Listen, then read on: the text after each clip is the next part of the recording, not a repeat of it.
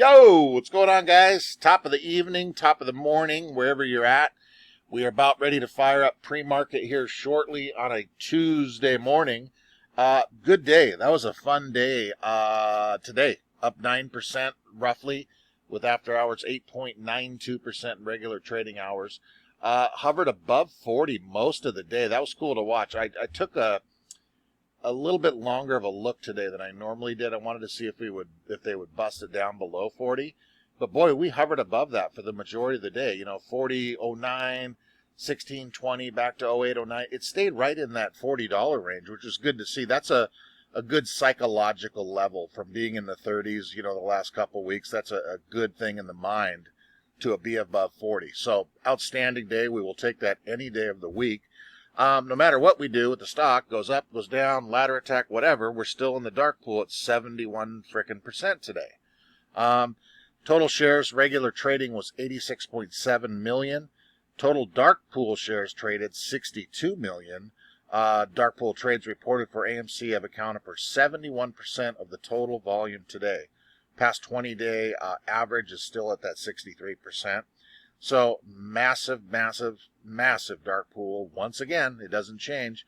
I'm going to have to remember I rounded this thing off to 70% last week when we were at, 65, 66? Boy, and then the next day it was at 70. Are we going to be at 80%? I mean, who knows? If anybody's seen the reverse repo market, I think it was at 891 million this morning. I didn't pull it up, but I remember reading it this morning. I always check on that first thing in the morning. You guys too. I always check in on Citadel. I've seen a couple comments. I know you guys love that. I do too. I've been missing them. The last week or something, I'm like 1 for 6 on Citadel being there. And I'm doing maybe a little bit later, but still, they're gone. Get some sleep. They need some sleep. You guys, we've got to let them rest, okay? So get some sleep there, Kenny and the gang, and we'll see you in the morning. This thing was the weirdest thing I've ever seen. Did you guys see this article today? Okay, now keep in mind, this is a Reuters article, okay? Everybody takes the week off. Wall Street firm tells staff, okay? Now, you just read a little bit of it. No calls, no emails, no meetings. Basically, we're closed. Private equity firm is putting employees on vacation. People familiar with the matter said it's an unusual move intended to recognize employees to avoid burnout, physical and mental pressure, and the COVID. Okay, whatever, right? The firm has canceled all meetings, all that stuff, blah, blah, blah. But then you look at this company. What the heck were they called again? Right here. Aculine Capital Partners. So I looked them up, and they don't have nothing going on. No holdings for the current quarter, 13F. There's nothing there. I did check Fintel, too. It was all a blank page. But this is kind of a weird, I don't know, not so much of a weird FUD type of an article, but why do we care what this little firm is? They got $6 billion in assets. But why do we care about this, Reuters? Huh. So I thought it was kind of weird. Interesting, but weird. Anyway, here we go. SEC, day one of our new enforcer, right? We announced today that we have changed a total of 27 financial firms for failing to timely file and deliver their client or customer relationship summaries, known as Form CRS. Can't remember bleep. CRS. To the retail investors. You click on that little link, brings you over to here. I guess, it's the guy's first day on the job, the enforcer. I'm sure he's in charge of this right here, right? So, we just gotta give him a little parking tickets here, right? So you can kind of go through it, but look at the fine amounts here, for Christ's sakes. 50,000, 10,000, 10,000, 25,000, 10,000, 10,000, 25, 50, 25, 10. You get the idea. Oh, we got somebody really messed up here for 97,000, 25, 97, 10. You get the idea, right?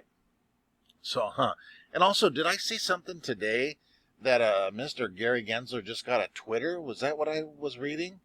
Oh, that's the whole problem the whole time. No wonder Gary hasn't been around. He doesn't have a Twitter. Jesus, Murphy. So anyway, and then also, too, you guys, did you see the gosh dang... We'll touch on the second of the New Jersey school.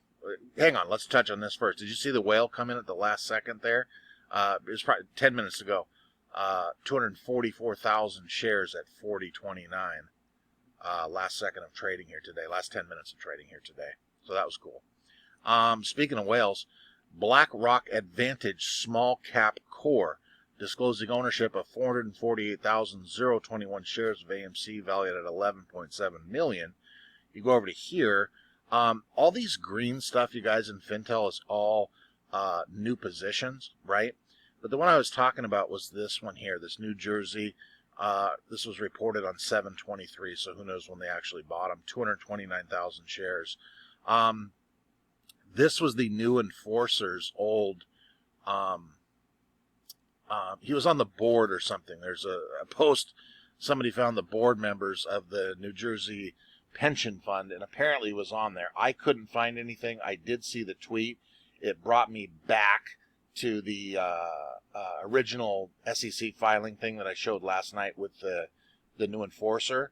But, you know, talking about conspiracy theories, I like the guy's going to do some insider trading on day one, and this is just going to all of a sudden pop up. So, again, we got to kind of ignore that tweets I seen. I logged into StockTwits, God help my soul, today, and that I seen screenshots of that posted everywhere. So just, you know, kind of ignore that stuff, obviously. I mean, the guy's not going to come in there as the SEC enforcer and give insider information to this state of New Jersey pension fund and have them load the boat on AMC, right?